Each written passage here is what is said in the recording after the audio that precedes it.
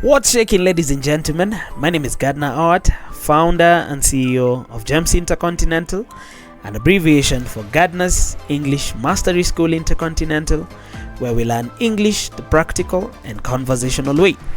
Well, I'm back again with another exciting episode on talking about yourself, and to be very specific, I have prepared detailed slides on how to describe your daily routine.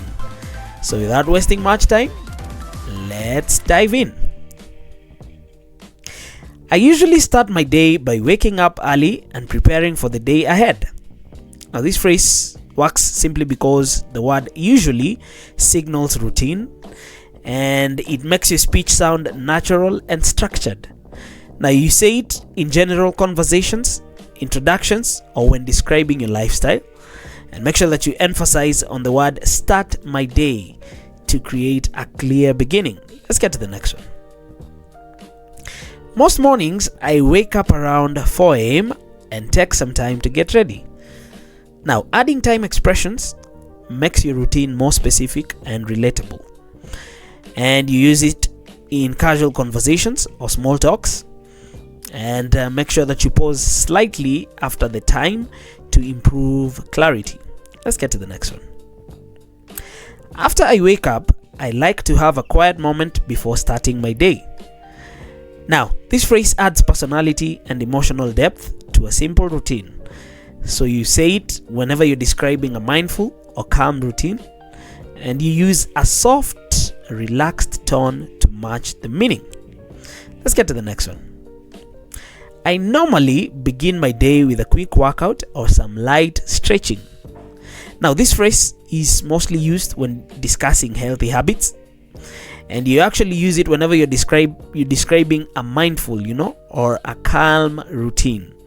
And make sure that you say it in a slightly stressed, manner. Slightly stressed, the word normally begin to sound structured. Let's get to the next one. Now, once I'm ready, I head out to work or start my tasks for the day. Now, this phrase works simply because the smooth transition phrase, once I'm ready, improves fluency. And you say it in professional or semi-formal conversations. And make sure that you link your words smoothly to avoid sounding choppy. Let's get to the next one. During the day, I usually focus on my work and handle different responsibilities. Now, this phrase keeps it general yet professional, and it is very useful in many contexts actually. So you can actually say it in work-related discussions or introductions, and use a steady tone to sound confident. Let's get to the next one. I tend to take short breaks in between to stay productive. Now, this phrase works because it shows awareness of productivity and balance, and you say it when explaining how you manage your time. You emphasize on the phrase stay productive for impact. Let's get to the next one. Around midday, I usually take a break and have lunch. Now, this phrase works because time markers like around midday make your routine easy to follow. So you say it when describing daily schedule, and you use a natural pacing. Don't rush time expressions. Let's get to the next one. In the afternoon, I continue working or focus on another important task. Now, this phrase shows continuity and organization in your day, and you say it in professional or structured explanations. Make sure that you slightly stress continue working to highlight consistency. Let's get to the next one. After work, I like to unwind by doing something relaxing. Now, the word unwind adds emotional intelligence and natural fluency. So you say it, or rather you use this phrase in casual conversations about lifestyle, and you use a relaxed tone to match the meaning. Let's get to the next one. In the evening, I usually spend time with family or catch up with friends. Now, this phrase shows balance between work and social life, and you say it in social or personal conversations. You smile slightly to make it sound warm. Let's get to the next one. I often use my evenings to reflect on the day and plan for tomorrow. Now, this phrase shows self-awareness and forward thinking. You use it in professional or reflective discussions, and you slow down when saying the word reflect to add depth. Let's get to the next one. Before going to bed, I like to relax by reading or listening to music. Now, this phrase adds detail and paints a clear picture of your routine. So you say it whenever you're describing night routines, and you use a calm, slower tone. Let's get to the next one. Excuse me.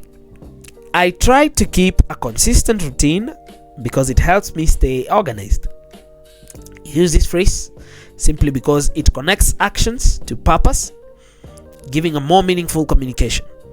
So you say it whenever you're explaining your habits or discipline, and you emphasize on the word stay organized. Let's get to the next one. On weekdays, my routine is quite structured and focused.